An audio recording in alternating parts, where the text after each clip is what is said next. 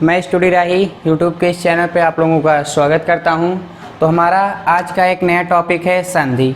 आज हम लोग संधि के बारे में पढ़ने वाले हैं। संधि क्या होती है या कितने प्रकार की होती है और इनके भागों के बारे में अच्छे से समझने वाले हैं, ठीक है ना। तो सबसे पहले हमारा आता है संधि। संधि का शाब्दिक अर्थ होता है मेल, यानी कि किसी दो चीज़ का जुड़ना, किसी का मेल होना या मिलना, इसी को क्या कहा जाता है, संधि कहा जाता है। अगर इसकी एक परिभाषा देना हुआ तो आप परिभाषा ऐसे दे सकते हैं कि जब दो शब्द आपस में मिलकर एक नया और तीसरे शब्द का निर्माण करते हैं तो उसे संधि कहा जाता है। जैसे आप इसे एक छोटे से एग्जाम्पल द्वारा समझ सकते हैं।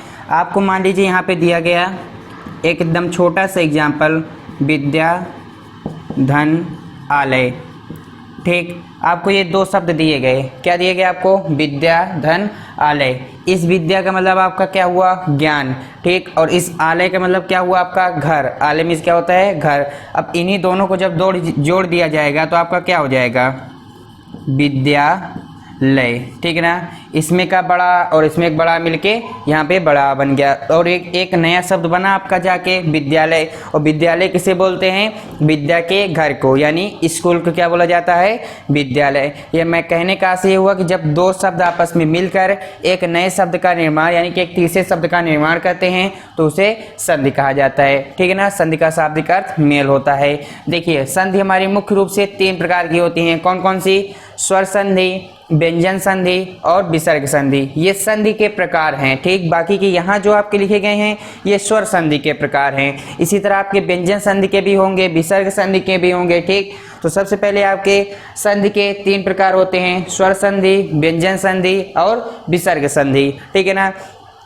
आज आपको इस वीडियो में स्वर संधि के बारे में और उसके सभी भागों के बारे में, उसकी परिभाषाएं, उसके सूत्र के बारे में और उसके उदाहरणों को समझना है और उसके बारे में पढ़ना है, ठीक है ना। तो यहाँ पे सबसे पहले आपका है स्वर संधि। तो स्वर संधि कहा किसे जाता है, स्वर संधि ऐसी संधि होती है जब दो शब्द आपस में मिलकर पहले शब्द का आखिरी स्वर और दूसरे शब्द का आखिरी स्वर, यानी कि जब स्वर और स्वर का मेल होता है तो स्वर संधि का निर्माण होता है। स्वर संधि की परिभाषा क्या है, जब स्वर और स्वर का मेल होता है तो स्वर संधि का निर्माण होता है। यही एग्जाम्पल इसमें भी अगर आप ले लें तो यहाँ पे क्या है आपका, यहाँ पे बड़ा आपका छुपा हुआ है, ठीक। यहाँ पे आपका बड़ा और प्लस यहाँ पे आपका बड़ा, और यही आपके क्या हैं, दोनों स्वर ही तो हैं ना, कि हमने यहाँ पे धा लिया और ना ही आ लिया। धा आपका क्या हो जाता, व्यंजन हो जाता, आ तो स्वर है, ठीक है ना। तो स्वर संधि की परिभाषा आपकी ये हो जाएगी, जब स्वर और स्वर का आपस में मेल होता है तो वहाँ पे स्वर संधि होती है, ठीक। तो इस प्रकार ये हमारी स्वर संधि हो गई। व्यंजन संधि की परिभाषा देना हुआ तो जब इसको कह सकते हैं जब पहले शब्द के बाद दूसरा शब्द आपका कोई स्वर हो तो आपका क्या हो जाएगा, व्यंजन संधि हो जाएगा, यानी व्यंजन और स्वर के मेल को व्यंजन संधि कहते हैं, ठीक। और तीसरी आपकी होगी कि जब शब्द के बाद आपका व्यंजन संधि या स्वर संधि आ जाए, यानी कि विसर्ग संधि के बाद आपका व्यंजन संधि या दूसरा शब्द क्या हो, व्यंजन संधि या स्वर संधि हो तो आपकी क्या हो जाएगी, विसर्ग संधि, विसर्ग संधि, ठीक है ना। यानी कि कहने का आशय है स्वर संधि की परिभाषा हो जाएगी जब स्वर और स्वर का मेल होगा तो स्वर संधि, जब व्यंजन और स्वर का मेल होगा तो व्यंजन संधि, जब व्यंजन और स्वर का मेल होगा तो विसर्ग संधि, विसर्ग संधि के साथ व्यंजन और स्वर का मेल होगा तो विसर्ग संधि, ठीक ना। इस प्रकार ये आपकी तीनों संधियां हो जाती हैं। अब हम चलते हैं स्वर संधि के भागों की ओर और उनके भागों को अच्छे से समझते हैं, उनके सूत्रों को समझते हैं और उनके उदाहरणों को देखते हैं। देखिए ये हमारा सबसे पहले वाली संधि आती है, स्वर संधि का सबसे पहला भाग कौन सा हमारा आता है, दीर्घ स्वर संधि। दीर्घ मतलब क्या होता है, बड़ा, ठीक है ना। तो इसकी सबसे पहले इसका सूत्र देखिए, इसका सूत्र होता है अकः श्रवणे दीर्घा। और इसकी आपकी परिभाषा क्या हो जाएगी, जब अक प्रत्याहार के बाद कोई समान स्वर आए तो वो क्या हो जाता है, दीर्घ स्वर संधि हो जाती है। यानी कि ये तो आपकी इसकी प्रत्याहार के अनुसार हो गई, ठीक है ना। और उसके बाद आपके क्या होते हैं, देखिए उसके बाद आपको जैसे अक प्रत्याहार बोल रहा है और इसी परिभाषा को आपको समझना है तो आप ऐसे कह सकते हैं कि जब ह्रस्व या दीर्घ, जब ह्रस्व या दीर्घ आ ई उ री ली के बाद ह्रस्व या दीर्घ आ ई उ री ली आए, यानी कि समान स्वर के बाद समान स्वर आए, स्वर और स्वर का मेल हो, दीर्घ स्वर संधि में क्या होगा, आ ई उ री ली, यानी कि आ ई उ री ली ह्रस्व या दीर्घ के बाद फिर आ ई उ री ली आए, ह्रस्व या दीर्घ छोटा बड़ा चाहे जो लेकिन स्वर आपके वही हो तो क्या हो जाएगा, दीर्घ स्वर संधि। इसको आप एग्जाम्पल से समझिए। जैसे यहाँ पे आपको एग्जाम्पल दिया गया देवालय, ठीक। तो देवालय में आपका क्या है, इसका संधि विच्छेद करेंगे आप क्या आ जाएगा, देव धन आलय। अब यहाँ पे देखिए, यहाँ पे क्या आया है, छोटा आ आया है, यानी कि ह्रस्व आ आया है। फिर उसके बाद यहाँ पे क्या आया है, बड़ा आ गया है। यहाँ पे दीर्घ आ गया है। यहाँ पे ह्रस्व आ आया है, यहाँ पे दीर्घ आ आया है। यानी कि ह्रस्व और दीर्घ का मेल होगा तो दोनों मिलके क्या बन जाएंगे, दीर्घ ही बनेंगे। देखिए, जब भी चाहे ह्रस्व या दीर्घ मिले, चाहे ह्रस्व और ह्रस्व मिले, चाहे दीर्घ और दीर्घ मिले, चाहे दीर्घ और ह्रस्व मिले, लेकिन बनना उनको हमेशा दीर्घ ही है, ठीक है ना। यानी कि आ ई उ री के बाद फिर से चाहे आ ई उ री आए, चाहे छोटा आए चाहे बड़ा आए, चाहे छोटी चाहे बड़ी, ठीक है ना, दोनों मिलकर हमेशा बड़े ही बनेंगे, ठीक, क्योंकि उसमें क्या होगा, स्वर और स्वर का ही मेल होगा, उसे क्या कहेंगे, दीर्घ स्वर संधि कहेंगे। जैसे इसका और एग्जाम्पल आपको देखना है, देख लीजिए। जैसे हो गया रविंद्र, तो इसका क्या हो जाएगा, रवि धन इंद्र। इसमें देखिए, इसमें क्या है, छोटी ई आया है, ह्रस्व, सॉरी छोटी ई है, प्लस इसमें भी आपकी छोटी है। देखिए, दोनों छोटी मिलके क्या बन जाएंगे, बड़ी बनेंगे। तो यहाँ पे बड़ी की मात्रा में आ गया, ठीक है ना। और आपका जैसे हो गया दविंद्र आपका हो गया, तो इसमें क्या हो जाएगा, दवि धन इंद्र। इसमें भी आपकी छोटी और प्लस छोटी मिलके क्या हो गए, बड़ी, ठीक है ना। तो इस प्रकार आपका ये हो गया। यानी कहने का आशय यह है, चाहे ह्रस्व आए चाहे दीर्घ आए, जब उसका संधि विच्छेद आप करोगे तो दोनों मिलके हमेशा दीर्घ ही बनेंगे। तो इसकी परिभाषा आप दे सकते हैं कि जब ह्रस्व या दीर्घ आ ई उ री के बाद कोई समान स्वर ह्रस्व या दीर्घ आ ई उ री आए तो दोनों मिलकर आपस में हमेशा दीर्घ आ ई उ री बन जाते हैं, जिसे क्या कहा जाता है, दीर्घ स्वर संधि कहा जाता है। इस प्रकार हमारा ये दीर्घ स्वर संधि हो गया। अब हम बढ़ते हैं अगले संधि की ओर। तो देखिए, हमारा दूसरे नंबर पे आता है गुण स्वर संधि, ठीक है, जिसका सूत्र क्या होता है, आद गुणा। ठीक, इसको समझने के लिए देखिए, इसकी परिभाषा क्या होती है, जब आ या आ के बाद ई या ई आए तो मिलकर ए हो जाता है। फिर जब आ या आ के बाद उ या उ आए तो मिलकर ओ हो जाता है। फिर जब आ या आ के बाद री आए तो मिलकर अर हो जाता है। ठीक, ये तो आपकी समझने का तरीका हो गया। आप इसको एक शब्दों में परिभाषा इसकी कैसे बता सकते हैं कि जब ह्रस्व या दीर्घ आ या आ के बाद क्रमशः ई उ री आए तो दोनों मिलकर आपस में क्रमशः ए ओ अर हो जाते हैं। ठीक है ना, ये आपकी क्या हो जाएगी, गुण स्वर संधि की परिभाषा हो जाएगी। अब इसका समझने एग्जाम्पल समझना है तो उसको देखिए। जैसे आपको लिखना है गणेश, आपने क्या लिखा, गणेश। इसकी संधि विच्छेद आप कैसे करेंगे, गण धन ईस, क्या हो गया आपका, गण धन ईस। यानी कि इसमें देखिए छोटा आ छिपा हुआ है और इसमें ई छिपी हुई है। अब छोटा हो चाहे बड़ा हो और छोटी हो चाहे बड़ी हो, दोनों मिलकर हमेशा क्या बनते हैं, ए ही बनते हैं। ठीक ना, यानी कि ए की मात्रा लग जाएगी। ठीक, अब इसका एक एग्जाम्पल देखना है। जैसे आपने लिखा ज्ञानोपदेश, क्या लिखा आपने, ज्ञानोपदेश। तो इसका संधि विच्छेद करेंगे तो क्या आ जाएगा आपका, ज्ञान प्लस उपदेश। ठीक ना, तो यहाँ पे आपका क्या आया है, यहाँ पे छोटा आया है ना के बाद और यहाँ पे छोटा हुआ आया है, दोनों मिलके आपस में क्या बन गए, ओ की मात्रा बन गए। ठीक है ना, तो ये आपका क्या हो गया, दूसरे वाला हो गया। तीसरे वाले के एग्जाम्पल समझना है तो इसमें जैसे आपने लिख दिया, जैसे आपको एक एग्जाम्पल दिया गया देवर्षि। ठीक है ना, तो इसमें क्या हो जाएगा आपका, देव धन ऋषि। ठीक, अब यहाँ पे देखिए, यहाँ पे हुआ के बाद क्या है आपका, छोटा और यहाँ पे क्या है, री है। ठीक, अब छोटा और री मिलके हमेशा क्या बनेंगे, आपके अर का निर्माण होगा। यहाँ पे क्या निकला है, देवर, यानी कि अर निकल रहा है ना आपका, तो इसी तरह आपका क्या हो जाएगा, ये देवर्षि हो जाएगा। ठीक, तो इस प्रकार आपके क्या हो गए, ये गुण स्वर संधि हो गई। इसकी परिभाषा क्या बताएंगे, जब ह्रस्व या दीर्घ आ या आ के बाद ह्रस्व या दीर्घ आया के बाद क्रमशः ई उ री आए तो दोनों मिलकर क्रमशः ए ओ अर बन जाते हैं। ठीक, जिसे क्या कहा जाता है, गुण स्वर संधि कहा जाता है। इसका सूत्र क्या होता है, आद गुणा। तो इस प्रकार ये हमारा गुण स्वर संधि हो गया। अब हम बढ़ते हैं अगले संधि की ओर। देखिए, ये हमारा अगला आ जाता है वृद्धि स्वर संधि। ठीक, वृद्धि स्वर संधि की आपका सूत्र क्या हो जाएगा, वृद्धि रेचि। ठीक, और ये इसकी परिभाषा है। ठीक, अब इसकी परिभाषा बनाएंगे कैसे, इसकी परिभाषा हो जाएगी आपकी, जब ह्रस्व या दीर्घ आ या आ के बाद ए या ए आए तो दोनों मिलकर ए बन जाता है। और दूसरा क्या बोलेंगे, जब ह्रस्व या दीर्घ आ या आ के बाद ओ या औ आए तो दोनों मिलकर औ बन जाता है। ठीक, अब इसको इकट्ठा करके कैसे बोलेंगे, जब ह्रस्व या दीर्घ आ या आ के बाद ए या ए ओ या औ आए तो दोनों मिलकर क्रमशः ए औ बन जाते हैं। ठीक है ना। अब इसका एग्जाम्पल जैसे आपको देखना है तो पहले वाला एग्जाम्पल जैसे आपका हो जाएगा एक का एक, आपने क्या लिखा, एक का एक। अब इसको क्या करेंगे, एक धन एक। अब यहाँ पे देखिए छोटा आ है और प्लस ए है, छोटा आ और ए मिलकर हमेशा ए बनेंगे। ठीक, ए यानी कि यहाँ पे मात्रा लग जाएगी, इसका क्या हो गया, एक का एक हो गया। ठीक, जैसे मतैकता हो गया, मतैकता।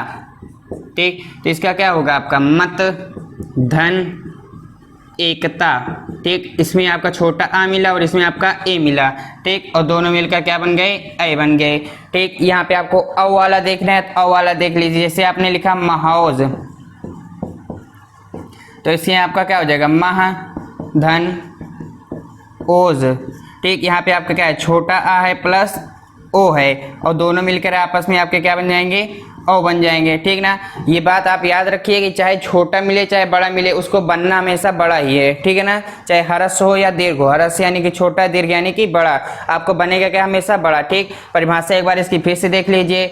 जब ह्रस्व या दीर्घ ए और ओ औ, जब ह्रस्व या दीर्घ आ के बाद ए ओ औ आए तो दोनों मिलकर क्रमशः में ए औ बन जाते हैं। ठीक है ना। और इसका एग्जांपल आपको समझा दिया गया। जैसे एक एक था, क्या हो गया, एक धन एक, यहाँ पे छोटा आ मिला, यहाँ पे ए मिला, दोनों मिलकर क्या बन गए, ए। मतैकता था तो मत धन एकता, यहाँ पे आ मिला, यहाँ पे ए मिला तो क्या बन गया, ए। महाौज था, यहाँ पे महाधन ओज हो गया, यानी कि यहाँ पे आ मिला, यहाँ पे ओ मिला। ठीक है ना, तो क्या हो गया, ओ। ठीक, इस प्रकार हमारी क्या हो गई, वृद्धि स्वर संधि हो गई। अब हम बढ़ते हैं अगले संधि की ओर। तो देखिए ये हमारा चौथे नंबर पे आता है यण स्वर संधि। ठीक, तो यण स्वर संधि का सूत्र क्या होता है, इको यणचि। ठीक, अब इसकी परिभाषा क्या हो जाएगी, जब ह्रस्व या दीर्घ आ ई उ री ली के बाद, ठीक है ना, जब ह्रस्व या दीर्घ आ ई उ री ली के बाद कोई असमान स्वर आए तो दोनों मिलकर क्रमशः या रा लावा हो जाते हैं। ठीक है ना। जैसे आपको क्या करना है, जैसे आपको दे दिया गया इत्यादि, क्या दिया गया आपको, इत्यादि। ठीक, तो इसमें आपका क्या हो जाएगा, इति धन आदि। अब इसमें देखिए आपको क्या क्या मिला, इति, यहाँ पे क्या मिला आपका ई, ठीक है ना, सॉरी छोटी की मात्रा है। ठीक, फिर यहाँ पे आपका क्या मिला, आ। ठीक, तो देखिए यहाँ पे ई और आ दोनों मिलके क्या बन गए आपके, यहाँ पे या बन गए ना। ठीक, यहाँ पे आपका ई मिला और आ मिला, दोनों मिलके आपके क्या बने, या बने। यहाँ पे ई के बाद असमान स्वर क्या आया, आ।